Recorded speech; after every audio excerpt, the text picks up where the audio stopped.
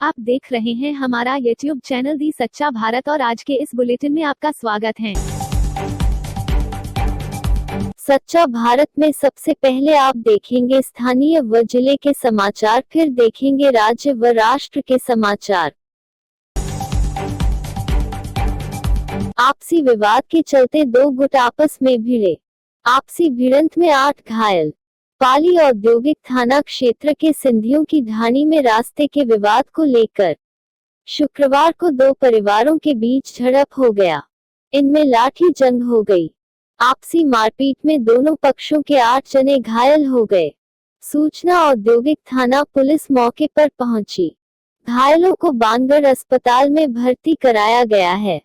Police ने मौके से 3 महिलाओं सहित 8 जनों को शांतिभंग के आरोप में गिरफ्तार किया है। औद्योगिक क्षेत्र थानाधिकारी सवाई सिंह के अनुसार देर शाम को दोनों पक्षों में झगड़ा हो गया। आपस में लाठियों व पत्थरों से वार किए।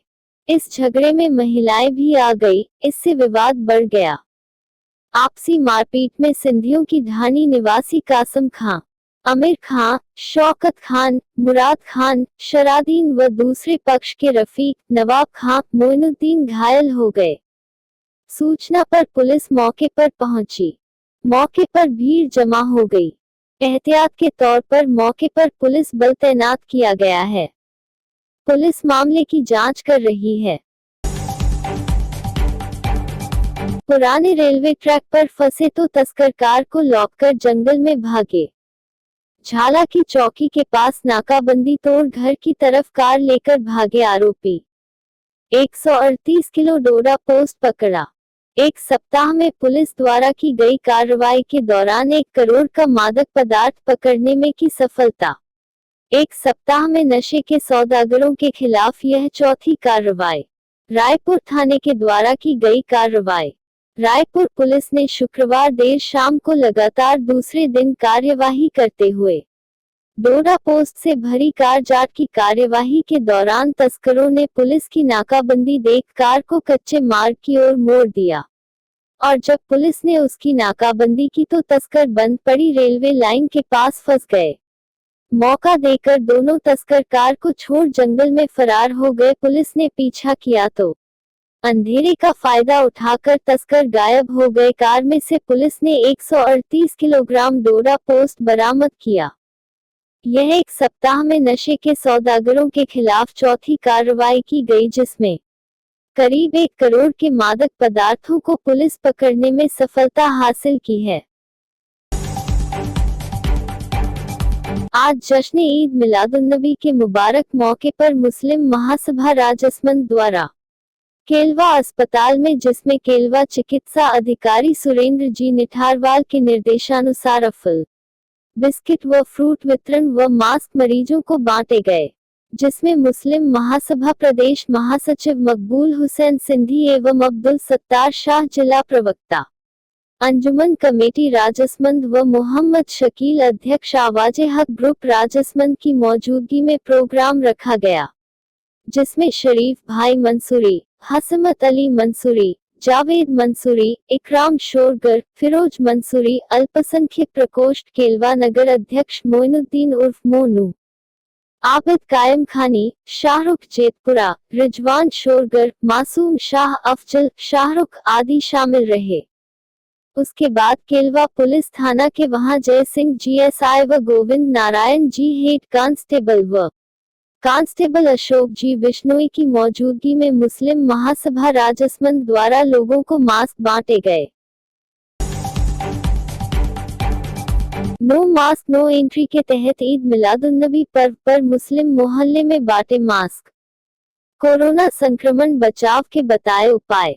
नगर परिषद पाली के कोरोना जागरूकता के लिए नो मास्क नो एंट्री के अभियान के तहत आयुक्त ब्रजेश राय के निर्देशानुसार 12 वफात पर्व को ध्यान में रखते हुए सभी मस्जिदों के बाहर NULM जिला प्रबंधक देवेंद्र सिंह राणावत के नेतृत्व में अंकित माथुर, सहायक अग्निशमक अधिकारी रामलाल कुमावत, रेखा देवी, सुभाष अग्निशमक कर्मचारियों ने लोगों को ईद मिलादुन्नबी की मुबारकबाद देते हुए मास्क बांटे। अब कोरोना के खतरे को देखते हुए सरकार द्वारा दिए हुए निर्देशों की पालना करने की समझाइश की। भारत में कोरोना के मामले 80,88,851। भारत में कोरोना के एक्टिव केस 5,94,386। भारत में कोरोना से ठीक हुए 73,73,375। भारत में कोरोना से मौतें 1,21,090। जयपुर, शुक्रवार को प्रदेश से कोरोना संक्रमण के 1794 नए मामले देखने को मिले हैं और प्रदेश में कुल संक्रमित मरीजों की संख्या बढ़कर 1,95,213 हो गई है।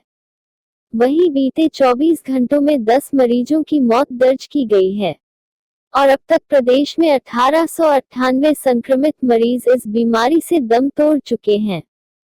शुक्रवार को एक बार फिर जयपुर, जोधपुर, बीकानेर और अलवर से सबसे अधिक संक्रमित मामले देखने को मिले हैं।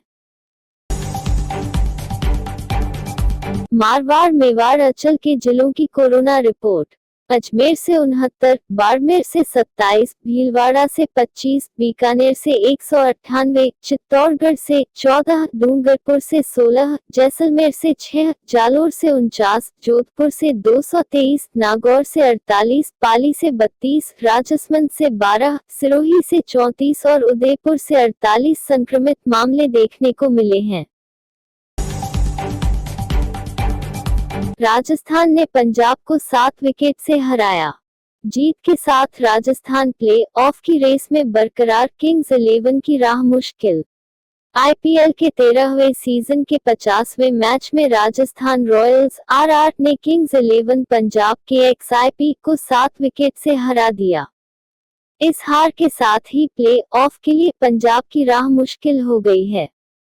वहीं राजस्थान अब भी रेस में बनी हुई है। दोनों टीम के 12-12 पॉइंट हैं। पॉइंट्स टेबल में पंजाब चौथे और राजस्थान 5वें नंबर पर है। अबू धाबी में खेले गए मैच में पंजाब ने टॉस हारकर पहले बल्लेबाजी करते हुए 186 रन का टारगेट दिया था।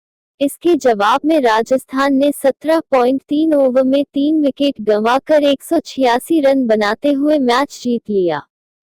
ऑलराउंडर बेन स्टोक्स को मैन ऑफ द मैच चुना गया। उन्होंने 50 रन की पारी खेली और 2 विकेट भी लिए। सच्चा भारत में नियमित देखिए मध्याह्न में लंच ब्रेक न्यूज एवं रात्रि में डिनर ब्रेक न्यूज।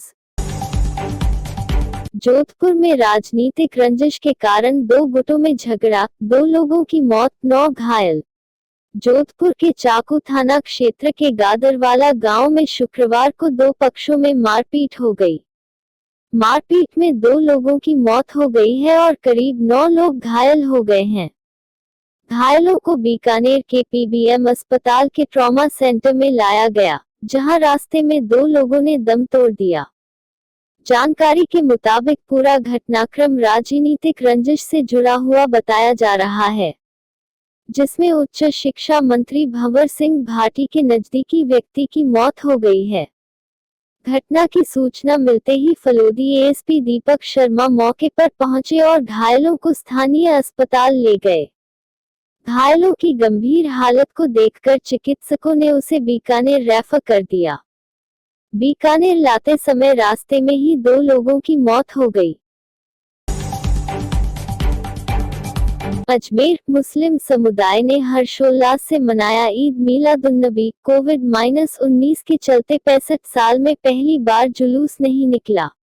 पैगंबर हजरत मोहम्मद साहब के यौम पैदाइश का पर्व ईद मिलादुन्नबी शुक्रवार को हर्षोल्लास से मनाया गया। कोविड-19 के चलते 65 साल में पहली बार अजमेर में जुलूस नहीं निकला। अकीदतमंदों ने अपने स्तर पर लंगर का आयोजन किया और घरों में नियाज दिलाकर तबर्रुक तकसीम किया गया। कुछ जगहों पर केक भी काटकर बांटा गया। महफिल मिलाद हुई। सलातो सलाम पेश किया। आशिकान रसूल नए कपड़े पहने और कपड़ों पर इत्र लगाया। विलादत की खुशी का इजहार अकीदतमंदों की ओर से बाजारों व घरों की सजावट कर किया। दरगाह के पास चिश्तिया मार्केट, अंदरकोट और लंगर खाना गली आदि क्षेत्रों में भी विशेष सजावट की गई है। मसाजिद पर भी विशेष रोशनी की गई है।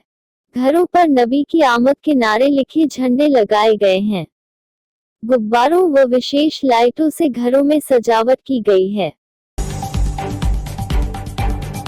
नगर निगम चुनाव, केंद्रीय मंत्री गजेंद्र सिंह शेखावत ने सीएम गहलोत पर बोला हमला, हार के डर से सीएम नहीं आए जोधपुर। जोधपुर, केंद्रीय जल शक्ति मंत्री गजेंद्र सिंह शेखावत ने शुक्रवार को जोधपुर नगर निगम दक्षिण के चुनाव प्रचार के अंतिम दिन सीएम अशोक गहलोत पर तीखा हमला बोला। उन्होंने कहा कि सीएम गहलोत हार के डर से नगर निगम चुनाव में जोधपुर नहीं आए। इस बार चुनाव में कांग्रेस ने खुद हार मान ली है। शेखावत ने कहा कि कांग्रेस को हार का डर था, इसलिए वार्डों के टुकड़े किए। उन्होंने कहा कि मुख्यमंत्री गहलोत अपने बेटे के लोकसभा चुनाव में गली गली घूम रहे थे। जोधपुर लोकसभा क्षेत्र में इन्होंने 120 मीटिंग की थी। ये मैं नहीं कह रहा, बल्कि कांग्रेस पार्टी ने राहुल गांधी को लिखकर दिया था। लेकिन सीएम गहलोत इस बार नहीं आए क्योंकि उन्हें डर है कि चुनाव हार जाएंगे। उन्होंने कहा कि पिछले बार के नगर निगम चुनाव में गहलोत बराबर मीटिंग लेने आए थे। प्रधानमंत्री का गुजरात दौरा, मोदी 2 दिन में 17 प्रोजेक्ट्स का उद्घाटन करेंगे। इससे पहले दिवंगत केशुभाई को श्रद्धांजलि दी। प्रधानमंत्री नरेंद्र मोदी 2 दिन के गुजरात दौरे पर हैं। कोरोना काल में ये मोदी का पहला गुजरात दौरा है। वे शुक्रवार सुबह करीब 9:30 बजे एयरफोर्स के प्लेन से अहमदाबाद पहुंचे। करीब 10:30 गांधीनगर गए और दिवंगत केशुभाई पटेल के घर पहुंचकर उन्हें श्रद्धांजलि दी। गुजरात के पूर्व मुख्यमंत्री केशुभाई का हार्ट अटैक की वजह से गुरुवार को 92 साल की उम्र में निधन हो गया था। उत्तर पश्चिम रेलवे ने ट्रेनों की बोगियों को बदलकर बनाए 266 आइसोलेशन वार्ड, बाकी यार्ड में खा रहे धूल। जयपुर, कोरोना संक्रमण का खतरा लगातार बढ़ रहा है। अस्पतालों के अंतर्गत आइसोलेशन वार्ड की कमी पड़ने लगी है थी। ऐसे में केंद्र सरकार के द्वारा और रेलवे प्रशासन के द्वारा एक बड़ा कदम उठाते हुए देश के अंतर्गत कई ट्रेनों को आइसोलेशन कोच बनाने की बात भी कही गई थी। ऐसे में उत्तर पश्चिम रेलवे की बात करें तो उत्तर पश्चिम रेलवे के द्वारा ट्रेनों की बोगियों को बदलकर 266 आइसोलेशन वार्ड भी बनाए गए थे। लेकिन अब उस पर भी कई तरह के सवाल खड़े हो रहे हैं कि कोरोना वायरस के इस दौर में पैसों की खूब बर्बादी हुई है। संक्रमण के बढ़ते मामलों को देखते हुए रेलवे ने ट्रेन के कई बोगियों को आइसोलेशन वार्ड में तब्दील तो किया, लेकिन सरकार ने अभी तक उन्हें उपयोग में नहीं लिया। उत्तर पश्चिम रेलवे में ट्रेनों की बोगियों को बदलकर 266 आइसोलेशन वार्ड बनाए गए थे, जबकि अब वह आइसोलेशन वार्ड में खड़े धूल फाँक रहे हैं।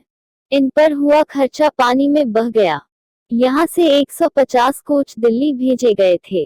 अभी भी बाकी कोच यार्ड में खड़े होकर धूल फाँक रहे हैं। ऐसे में जनता के पैसों की भी कोरोना के बीच खूब बर्बादी हुई है।